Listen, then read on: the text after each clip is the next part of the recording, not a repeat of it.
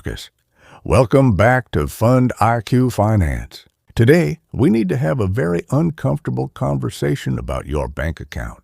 Most of you watching this think that if your monthly rent is $1,500, then your housing cost is $1,500. I'm here to tell you that is a lie. It's what I call liar's math. In reality, that $1,500 check is costing you over $5,000 in total wealth every single month. Ryan, hold on a second, Marcus. We're starting the video like this?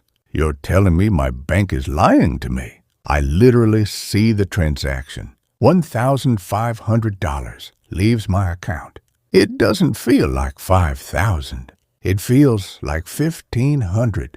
Marcus, that's exactly the problem, Ryan. You're looking at the transaction, but you're blind to the opportunity. You see the cash flow, but you don't see the wealth erosion. Most renters think they are saving money by not having a mortgage or not dealing with repairs, but they are actually subsidizing their landlord's retirement while setting their own on fire. Today, I'm going to break down the 5 hidden pillars of the rent trap. By the end of this video, you'll never look at your rent receipt the same way again. Marcus, let's start with the most obvious one, equity. Ryan, when you pay your rent, what do you own at the end of the month? Ryan, I own the right to not be homeless for another 30 days. Marcus, exactly. Your return on investment is 0. Now, let's look at a homeowner paying that same $1,500 on a mortgage. In the beginning, yes, a lot of that goes to interest. But a significant portion, let's say $500, goes directly into principal paydown. That $500 isn't spent. It's moved from a checking account into a house-shaped savings account. Ryan, okay, I get that. But I'm still only losing $500 compared to them. We're still nowhere near $5,000. Marcus, patience, Ryan. This is just the first layer. If you rent for 30 years, you've spent over $500,000 and you have a stack of receipts. If you pay a mortgage for 30 years, you have a paid-off asset worth potentially $1 million or more. When you calculate that lost ownership over a monthly time frame, you're already behind by hundreds, if not thousands of dollars before we even talk about the market. Marcus, this is where the numbers get scary. Ryan, do you know what the average home appreciation has been over the last 50 years? Ryan, I don't know, maybe 3 or 4%? Marcus, let's be conservative and say 4%. If you live in a house worth $400,000, which is a standard entry-level home in many areas, that house is gaining $16,000 in value every year just by existing. Divide that by 12 months. That's over $1,300 a month in wealth creation, Ryan. But I don't get that $1,600. My landlord does. Marcus, precisely. Every month you stay in that apartment, you're handing your landlord a $1,600 gift in equity growth on top of the rent you already paid. So now we add your $1,500 in rent, the $500 in lost principal, and the $1,300 in lost depreciation. We are already at $3,300 of total monthly cost. Do you see how the liar's math is starting to crumble? Ryan, it's starting to hurt, Marcus. But renters always say, I don't have to pay for a new roof or a broken water heater. Doesn't that balance it out? Marcus, that is the biggest myth in real estate. People think repairs cost more than taxes and inflation. They don't. Let's talk about the tax stealth.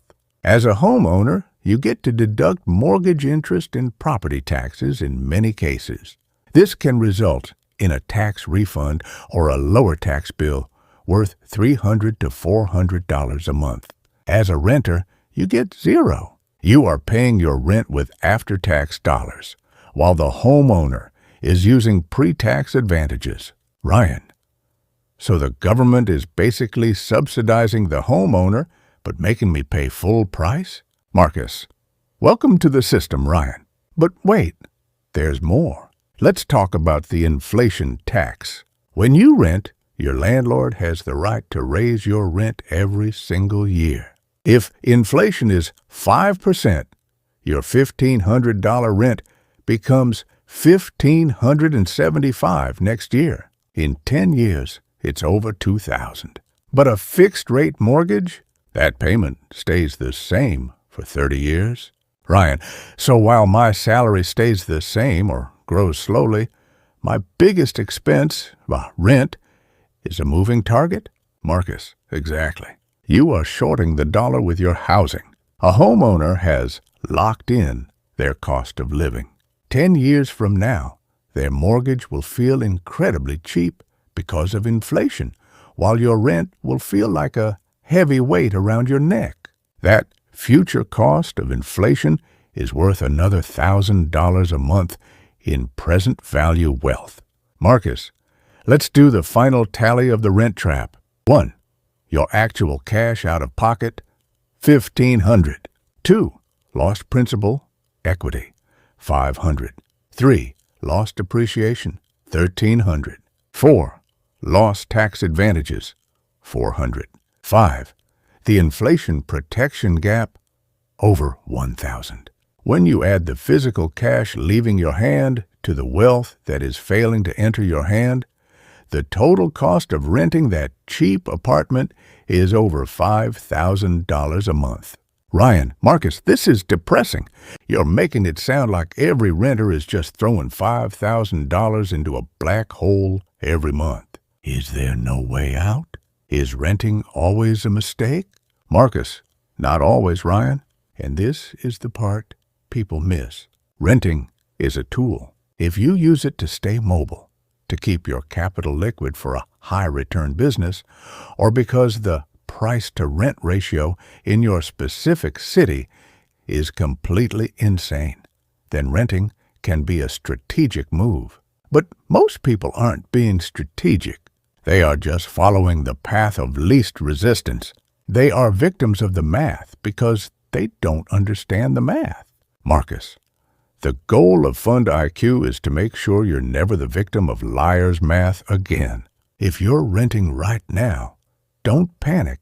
Use this information to start a plan. Look at your local market, understand your wealth gap, and stop thinking that $1,500 is just $1,500. Ryan, I think I need to go look at some listings and maybe a calculator. Marcus, good idea, Ryan. And for those of you watching, if you want to know the 3 specific situations where renting actually beats buying, I've put together a deep dive right here. Don't make a move until you see that data. Stop guessing with your future. Start building your IQ. I'll see you in the next video.